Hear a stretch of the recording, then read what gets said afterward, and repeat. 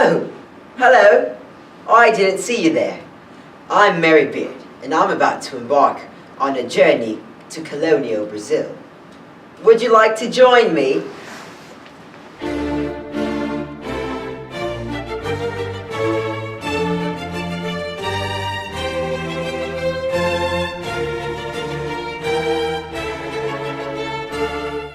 Come with me to Brazil.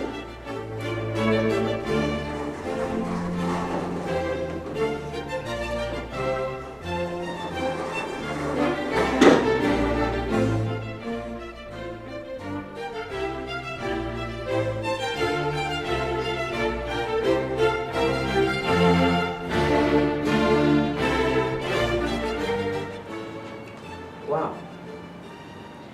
Pedro Alvares Cabral claimed Brazil for Portugal in April of 1500, but Portugal had trouble colonizing Brazil because not many people wanted to live there.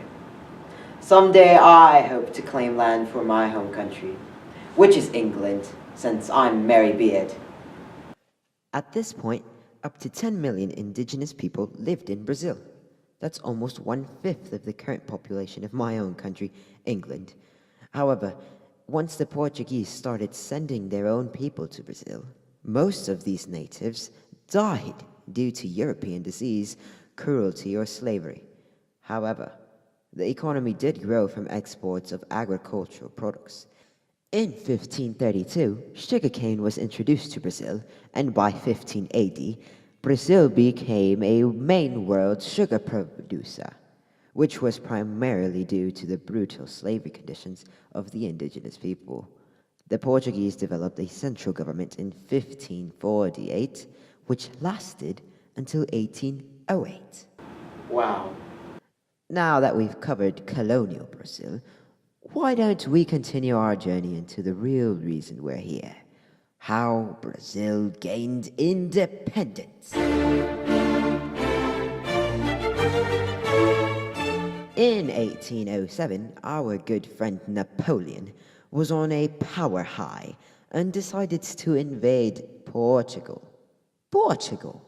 The King of Portugal, King João, took his family and fled to Brazil, establishing Rio de Janeiro as the de facto capital. At this point, many institutions began existing independently within Brazil, freeing the country to trade with other nations at will. In 1815, French forces were defeated in Europe, but Portugal continued to experience political turmoil, triggered by Napoleon's invasions. Revolutionaries began to demand King João's return, which he ignored. Following the war, Portugal was almost entirely under British control. In 1820, liberal constitutionalists in Brazil formed an assembly called the Cortes, or the Constituent Assembly. Again, they demanded the return of King João. The revolution began with military insurrection in Porto, a city in northern Portugal, and quickly spread to the rest of the country. In 1821, the King João finally returned from Brazil, leaving his son and heir, Prince Dom Pedro, to rule Brazil as a regent, and the Portuguese government attempted to revoke the political autonomy that Brazil had since 1808. Additionally, the Portuguese revolutionaries also sought to restore Portuguese exclusivity in trade with Brazil and revert Brazil to colony status, now being called Principality of Brazil rather than Kingdom of Brazil. Brazilians didn't want to lose the limited control they had and felt threatened by the Portuguese reformations. José Bonifácio de Andrada, the Secretary of State in Rio de Janeiro, among other Brazilian leaders, convinced Pedro to declare independence from Portugal on September 7, 1822. On October 12th, the prince was officially declared Pedro I, the first emperor of the newly created Empire of Brazil, a constitutional monarchy. This declaration of independence was opposed by military units loyal to Portugal, causing the Brazilian War of Independence fought across the country, primarily in the northern, northeastern, and southern regions.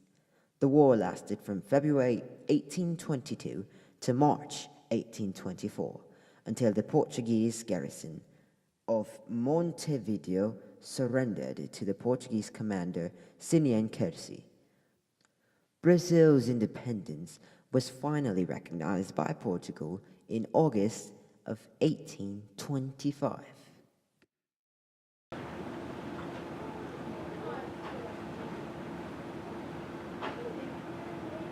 Looks like my husband